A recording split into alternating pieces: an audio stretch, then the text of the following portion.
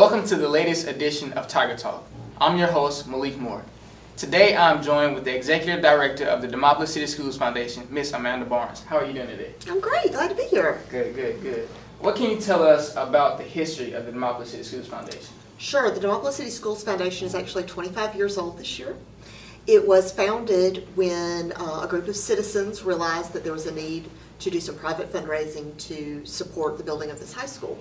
And Alabama Power had a matching grant initiative where if they would give you $5,000 if you were able to raise $5,000. And that's really how it all began. What can you tell us about its efforts to support local teachers?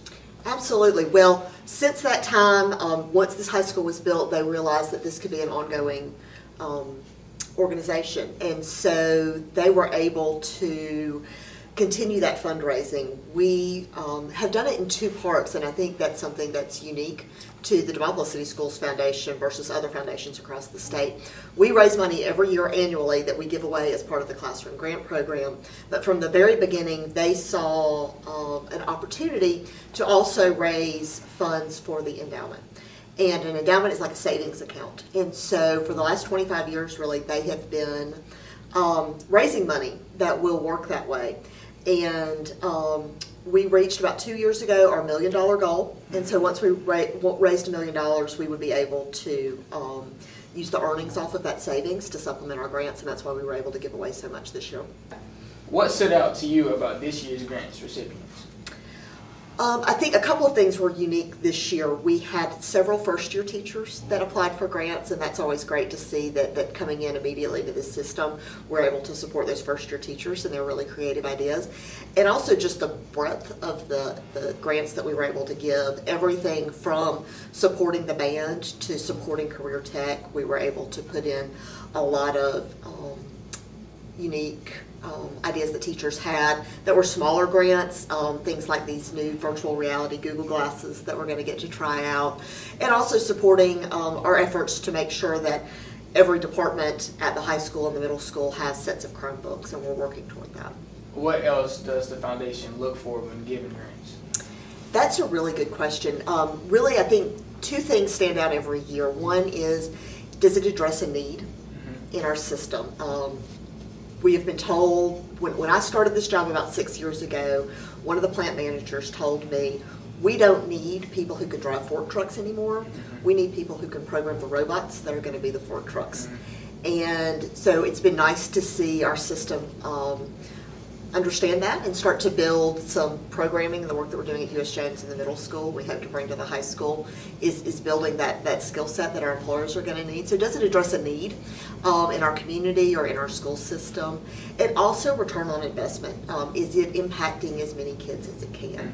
An exciting grant that we funded this year that sort of addresses that would be, at the middle school, we were able to put scientific calculators, a set of calculators in every single classroom. So whether or not you're able to buy a calculator or not, you have a really good scientific calculator that's going to enable you to do your best in that math class. So tell us what the next big date is for the Demopolis City Schools Foundation. Well, it being our 25th anniversary, we have some new initiatives that we're hoping to launch in the fall. School Fest is coming up, and I think that's going to be May 4th. And I would look in the fall for a big event that's going to support our endowment and also honor some of our local teachers and alumni. Exciting. So how can the community get involved? Absolutely. We would love to have you join the foundation. We're a membership organization. For as little as $30, you can support the great work of our schools, and you can go online. To tell you how old the foundation is, our website is www.demopolis.org. And you can go online and join the foundation and give that way. We would also encourage people to think about leaving us gifts in their will. We recently had a nice gift that was given by a graduate of Demopolis that left us a good bit in her will, and so we were able to add that to our endowment and continue to grow. That's amazing. So, thank you so much for your time today. Good to see you. Great day. Thanks. Also in this edition, a special look at USJones principal Leon Clark with the USJones broadcasting team. And now to Haley Hoggle with Westside Elementary's principals Rashonda Jackson. I'm here with Westside Principal Rashonda Jackson to talk about the Leader in Me program. Welcome in. Thank you for having me. All right, what is the Leader in Me program? The Leader in Me process is Franklin Covey's whole school transformation. It teaches 21st century leadership and life skills to our students. It also creates a culture that that empowers every student and lets them know that every child can be a leader. It's also, we use the component of the 7 habits of highly effective people. This is mainly the key concept of our process, the Leader in Me process. How is the Leader in Me program different from other programs? The Leader in Me process is different from any other initiative because for several reasons. The first reason I think that's most important to me is it requires a paradigm shift. Instead of looking at students through the normal eye, it requires a teacher, everybody that's at the school, to look at students as every child has worth, potential, and leadership abilities. Not just looking at, okay, this child is just smart because he's just smart, or this child is a little less smart, but we have to see every child with leadership qualities. Another thing is it's an inside-out process. In order for it to work, everybody in the school needs to get on board. That's our teachers, custodians, cafeteria staff, our secretary, our bookkeeper. We all have to be on the same page in order for it to be effective. So once we're on the same page, that's when we can share this process with our students, with our parents, and our community. Another thing is it's not a program, it's a process. It doesn't come in a box and say on Monday and Tuesday you have to teach this. Or on Tuesday at 1 o'clock we're going to teach our leadership skills. It is a process that isn't internalized. You know, we have to internalize it. We have to live it every day. We have to model it every day. We use a common language. And as we were talking about earlier, that common language is the 7 habits of highly effective people or highly effective kids. And the 7 habits are: be proactive is 1. 2, begin with the end in mind. 3, put first thing first. 4, think win-win. 5, seek first to understand, then to be understood. 6, synergize. And 7, sharpen the saw. If you go in our school, you can hear our students, you can hear our teachers speaking the common language. Our teachers are implementing it in doing instruction. If they're doing a read aloud, you can easily hear students say, oh, well, he's not being proactive, or they need to synergize. So it's a common language that you hear at our school every day, all day. So those are reasons why it's different from any other initiative. What are the benefits that have already been seen from this program? Wow. We've only been in this process like for 1 year, and we are seeing tremendous differences already. One thing is, if you enter our school, it's a school environment that's inviting. It's bright, it's beautiful. We have bulletin boards throughout our school that promotes leadership messages. We see our students, I see an increase in our students' confidence as well. We are allowing our students to take those leadership roles. We have leadership roles within the classroom as well as school-wide leadership roles. We have students who are in charge of the announcement, in which at one point we had the adults that were doing the announcements. Now our students are just taking charge of doing the announcements. We have students that go outside and put the flag up every morning. I'm just seeing the confidence is definitely increasing in our students.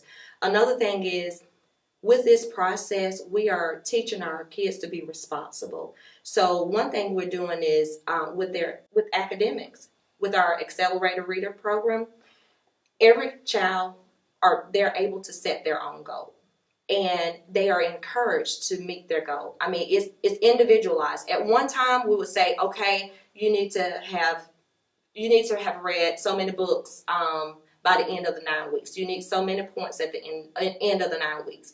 But now what we're doing is we're stepping back. We are allowing the kids to see where they are and say, what do you think? How many points do you think you can achieve? How many books do you think you can read by the end of the 9 weeks? And we allow them to set their own goals.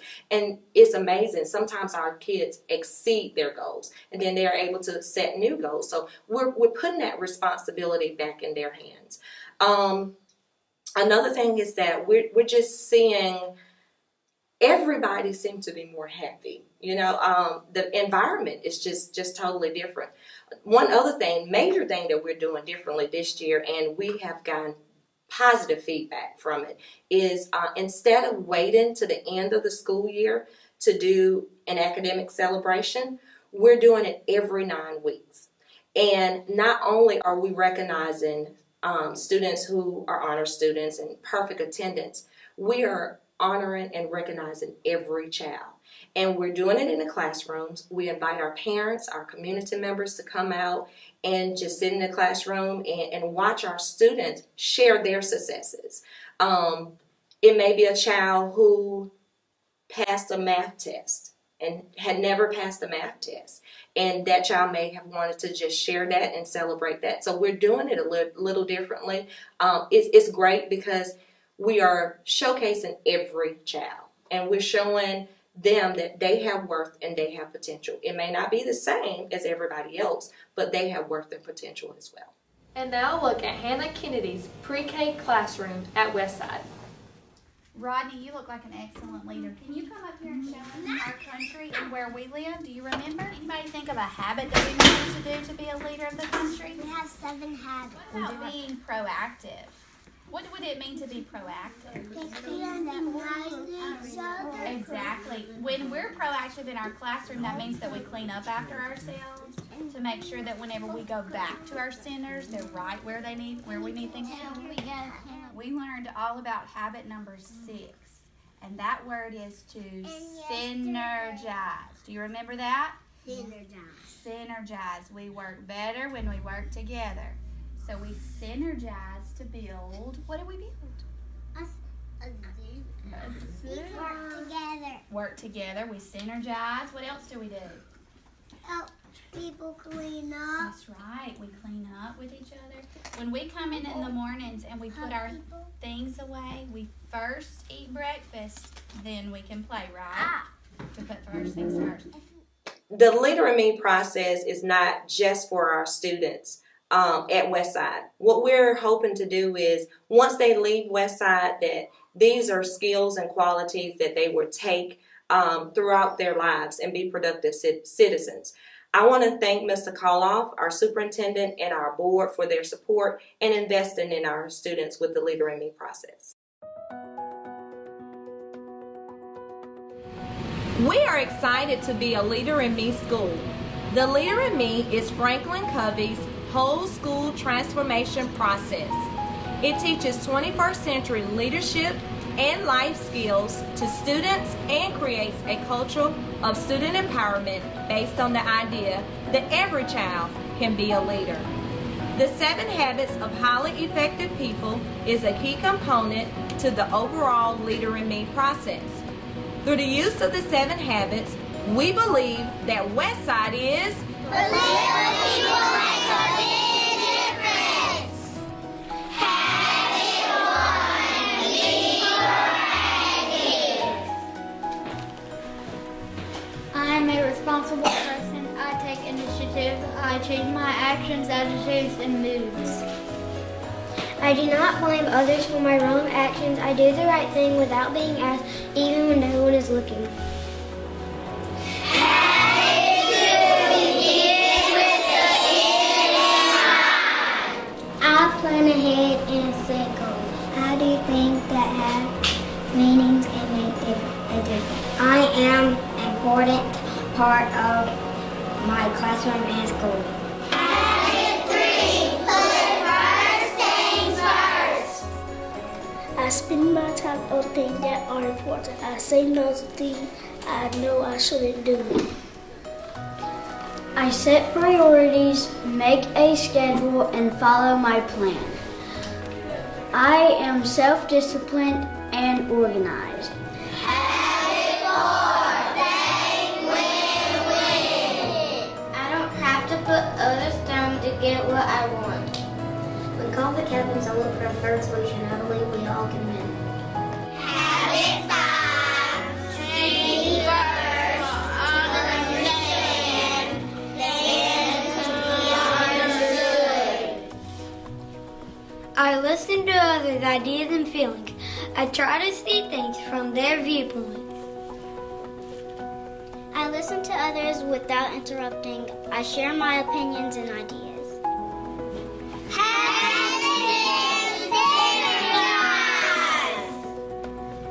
I know everyone is good at some things. Everyone needs to get better at something. I believe that we can all learn something from each other.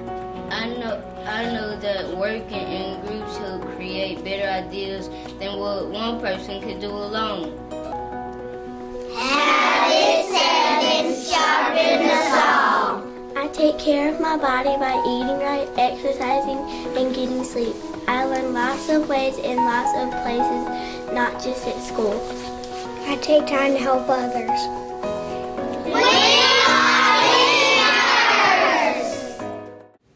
Welcome to USJones Elementary School. I'm Emery Wadman, and this is Mr. Clark, our school principal. Good morning, Mr. Clark. Good morning. Just recently, we learned that our school would be getting a new type of classroom, and we were also named a Class Banner School. Both of these sound very exciting. Let's start with the new outdoor STEM classroom. Tell us a little bit about the new classroom and why it's important that we have this available at our school. First thing, though, we need to understand now what does STEM mean. Okay, it is science. Okay, it's technology. It's engineering, okay, and it's math. Okay, and what we hope to accomplish is, okay, now that we want to provide every opportunity now for those areas to be incorporated in our curriculum, okay, throughout the school. Okay, this outdoor classroom, which is going to be located, okay, at the end of the PE field, okay, at the far end, okay, they're going to take down that fence, okay, they're going to move it back, okay, we're going to put this facility there. Okay, it's going to seat about 200, okay, students. Okay, it's going to be set up, okay, where there's 3 levels, okay, of chairs. Okay, now stadium seats is what we're going to have. Okay, and in the center of that, it's going to be in the shape of a U. Okay, but in the center of it is going to be a big area now to where we have, okay, room for the teachers now to be able to put on demonstrations, speakers, okay, anything now that we want to do. Now we're going to have the space to be able to do it. Because one thing about it is, okay, we are an AMSTI school. Okay, and with being an AMSTI school, okay, we get scientific experiments, okay, that we have to do that goes along with our curriculum. Now that's going to give us a big space now for our teachers to be able to do that, to where they can do it, okay, instead of doing, okay, just one location of doing experiments. Now she'll have room, okay, now to be able to have all of our students having on hand, okay, opportunities, okay, all the time. So we're really excited about this. Like I said, it's going to have 200 seat capacity. Okay, it's going to be it's going to have water and electricity out there. Okay, it's going to have a sound system out there now for us. Okay, also, and it's going to be not only just for science and math, okay, and technology. Okay, but all the teachers will be able to use it. Okay. How soon do you think it will be ready for use? Well, I was just in a meeting just a little while ago, and also another meeting several days ago. Okay, in which now that we're looking and we're projecting now that this is going to be ready now for the start of next school year. I know I can't wait to be able to utilize this area. Just recently, USJones was chosen as a Class Banner School. We are also proud of this accomplishment. What does it mean to be a Class Banner School, and why were we chosen? Well, I mean, it's a big opportunity. It's a big award, okay, that we're receiving. Okay, it means a great deal in respect to our identification, okay, here at USJones. Okay, we do a lot of great things here at USJones. Okay, and we're very proud of that. Okay, and a lot of it is contributed to what our students do. Okay, and then also our teachers. Okay, and their creativity within the classrooms also. Okay, now so by us having this type direction right here, okay, we're able to provide a lot more opportunities. Now we're getting recognized, okay, for the area of programming, okay, code programming and robotics. Okay, now how that came about is now that the Class Banner program is set up now by the council, okay, leadership in Alabama schools. That is an administrative organization, okay, and through that, okay, now they all the administrators are members of it, okay. So therefore, now what their goal was, okay, by setting this up, they wanted to be able to showcase a lot of different things that's going on, okay, in our school systems throughout the state, whether it be elementary, middle school, or high school. Okay, so this is their way, okay, of putting our schools out there before the public, okay, and then rewarding schools now that are able to accomplish some great things. Our program is due to the fact, okay, of what Miss Mackey has done, okay, and her initiative, okay, from the very infancy stage, okay, of our program all the way through where it is right now, okay, creativity. okay, and seeing a need, okay, to meet the future, okay, for our students. Okay, we're very fortunate. Okay, there was 107 applicants, okay, now that applied for this this type of award. Okay, we were 1 in 24, okay, out of the 107. We're going to be recognized, okay, on the 26th of February. Okay, so we're hoping maybe we'll receive a little bit more advanced award, okay, in that direction right there. But it does showcase a lot of different things, okay, now that goes on here in our school. Okay, now so this is just one area right here that that we're showcasing, okay, what Demopolis is all about. And the one good thing is, okay, that we're a small rural school system. Okay, we're here in the Black Belt, but we do a lot of great things. We are compared to a lot of schools, okay, throughout our state, and that's very important. But this program would not be where it is right now if it wasn't for our Demopolis City Schools Foundation.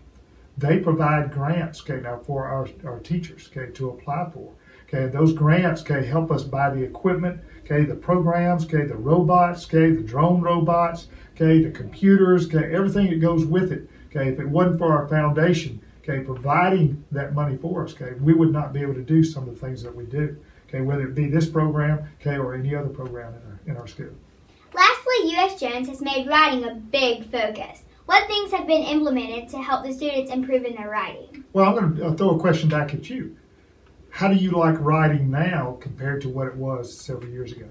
I like writing because he has really made me like how I can explain it better and how I don't have to ask my teacher so many questions and I can just like know it in my head. So you're enjoying it a lot more, right? Yes. Okay. Well, that's our goal. Okay. We realize, okay, that Demopolis, okay, we're like any other school in the state.